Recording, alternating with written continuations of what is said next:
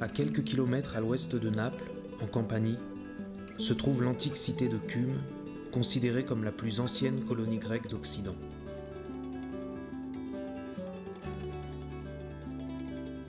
Les infrastructures extra-urbaines et les nécropoles aux abords de la ville présentent de nombreux vestiges que le centre Jean Bérard, organisme de recherche dirigé par Claude Pousadou, a été chargé de fouiller. Ce programme de fouilles, né en 1994 d'une commande de la surintendance archéologique de Naples, est piloté par Jean-Pierre Brun et Priscilla Munzi. Il a pour objectif de mieux connaître l'histoire de cette cité considérable, de fixer les limites du site pour contenir l'urbanisation et de créer un parc archéologique ouvert au public. On est arrivé en 2000 et on a voulu vérifier si justement il y avait des structures portuaires. Donc c'est là qu'on a commencé d'abord corautage, prospection et après avec des sondages ponctuels. Ce qui nous a permis d'intercepter les niveaux d'une nécropole de l'âge du fer, une sédimentation qui marque l'abandon donc, de l'occupation indigène du site, les niveaux d'un sanctuaire périurbain qui remonte au moins au VIe siècle avant Jésus-Christ. Déjà au VIe siècle, la ville est définie avec ce périmètre de fortification et donc avec une surface de 110 hectares. À l'époque hellénistique, on arrive à voir des fortifications qui font quasiment dans ce secteur une épaisseur de 20 mètres. Donc quelque chose d'assez impressionnant. Et d'ailleurs, les fortifications au cours des siècles, depuis l'époque archaïque, sont doublées au fur et à mesure, renforcées. Au moins du Xe siècle avant Jésus-Christ jusqu'au XIVe siècle après Jésus, il y a une continuité de vie qui est en partie donc racontée par les sources, mais qui est racontée aujourd'hui par l'archéologie.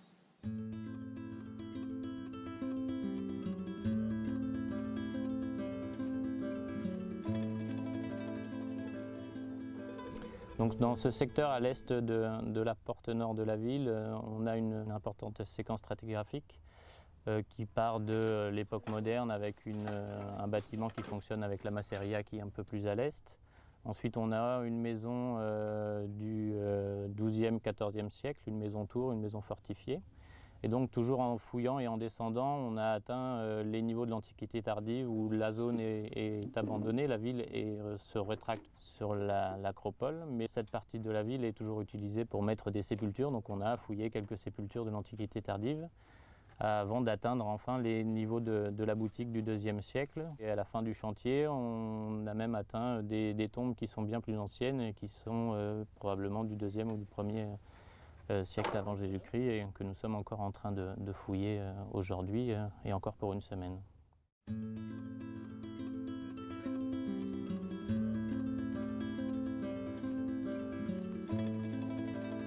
L'étude des peintures murales romaines en place, c'est-à-dire quand elles sont encore sur le mur ou fragmentaires même, nous permettent d'avoir tout un tas d'informations relatives à la vie des anciens. En observant la surface des peintures aussi, on va pouvoir recueillir des informations qui vont nous en dire plus sur l'artisanat. Alors par exemple, cet arcosolium est fantastique. En le regardant de très près, on s'est rendu compte qu'il y avait des traces de la préparation de la peinture. Et les tracés préparatoires peuvent être faits avec une couleur ou incisés sur l'enduit encore frais. Donc les traits qui ont été incisés à l'aide d'un petit instrument de type stylet peut-être, qui ont servi à l'artisan de ligne guide pour ensuite faire son motif. Ces petites traces que l'on voit ici et ailleurs sur les fresques pourraient être des ongles laissés par l'artisan. Si on imagine qu'il s'est appuyé et que sans s'en apercevoir, il a laissé dans l'enduit encore frais les marques de ses ongles.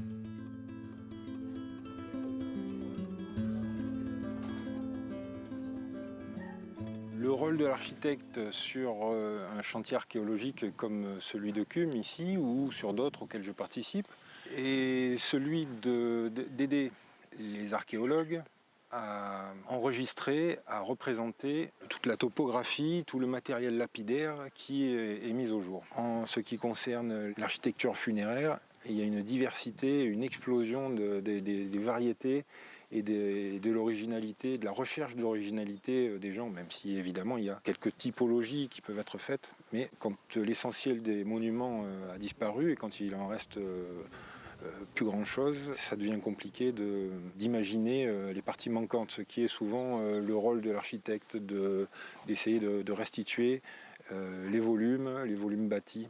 Et notamment ces dernières années avec l'augmentation de la puissance de nos ordinateurs et la démocratisation d'une technique qui s'appelle la photogrammétrie, très largement utilisée par les archéologues.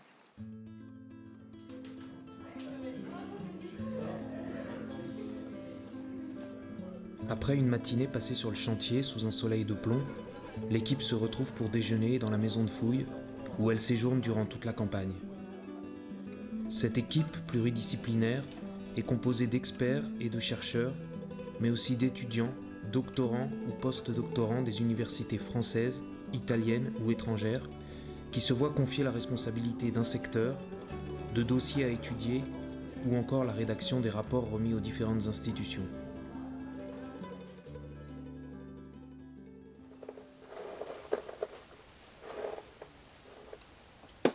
Ici, on a la chance de travailler sur une nécropole qui est à une période d'utilisation assez longue et on arrive à peu près à approcher une population complète. Donc on va pouvoir étudier la mortalité en fait de cette population. Donc après, par contre, ça nécessite de reprendre toutes les fouilles précédentes, toutes les informations biologiques des fouilles précédentes, sachant que les méthodes évoluent. Donc, notamment pour la détermination de l'âge, la détermination du sexe, c'est des choses qui au fur et à mesure évoluent, et tant mieux, parce que ça veut dire qu'on affine aussi les précisions, donc ça veut dire reprendre les collections anciennes, mais ça veut dire qu'il faut que les collections anciennes soient bien documentées, donc c'est pour ça qu'on essaie de remplir au maximum et d'avoir un lot d'informations suffisamment complet. En fait, c'est une fiche, ce qu'on appelle une fiche de conservation qu'on a remplie déjà de façon très détaillée sur le terrain et qu'on complète en laboratoire. Donc ça, c'est la partie vraiment du squelette où on décrit chaque os qui est conservé, on précise aussi pour les dents. Et après, voilà, on a plusieurs pages différentes qui permettent de caractériser l'architecture. Et après, on détaille en fait la position de chaque ossement par différentes régions anatomiques. Ce qui nous permet, si la personne qui reprend l'étude après nous puisse en fait retrouver toutes les informations sur le squelette, même sans la photographie, elle est capable de comprendre la position de dépôt de l'individu.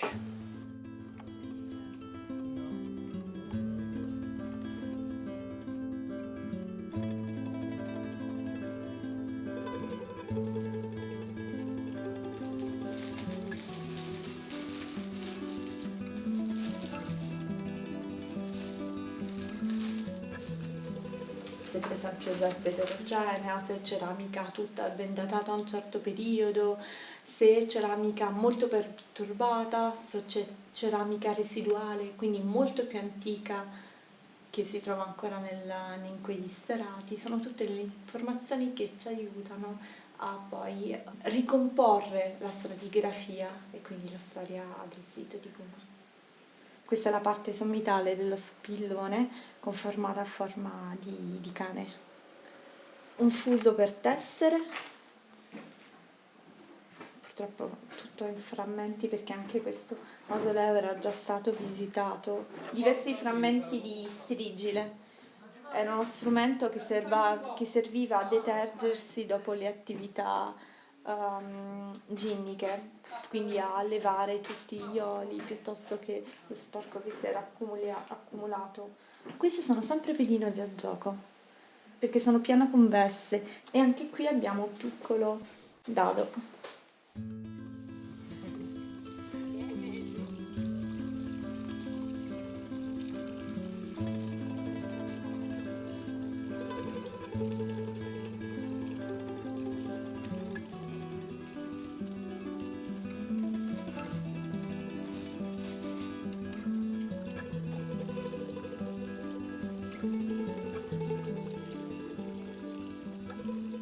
È un settore particolarmente complesso perché le stesse evidenze di sepolture si intaccano l'una con l'altra. Quindi è una zona piuttosto delicata in cui bisogna cercare di scavare con attenzione, facendo diverse pulizie, perché la terra poi non aiuta molto, è particolarmente friabile, particolarmente mobile, e quindi è complicato, ma se si riesce a scavare con tranquillità credo che si possano avere veramente molti dati che possono aiutare in una migliore definizione della cronologia e della vita di questa necropoli. Nel 2018 invece abbiamo deciso di ampliare l'area del saggio e quindi abbiamo aperto verso sud un saggio molto, molto più grande ed abbiamo individuato veramente molte evidenze, tra le quali quella che ha suscitato ovviamente più scalpore è stata quella del mausoleo con voltabotte e con gli intonaci dipinti del banchetto per l'eternità. L'attenzione è stata focalizzata totalmente dal mausoleo, ma nello stesso tempo abbiamo individuato tutta una serie di altri piccoli monumenti che sono a tutti gli effetti anche loro delle sepolture di incinerazione che sono marcate sul territorio dalla presenza di cipi funerari, tra cui questo dietro di me iscritto in osco, quindi molto interessante, e che ancora però non abbiamo avuto modo di incominciare a scavare.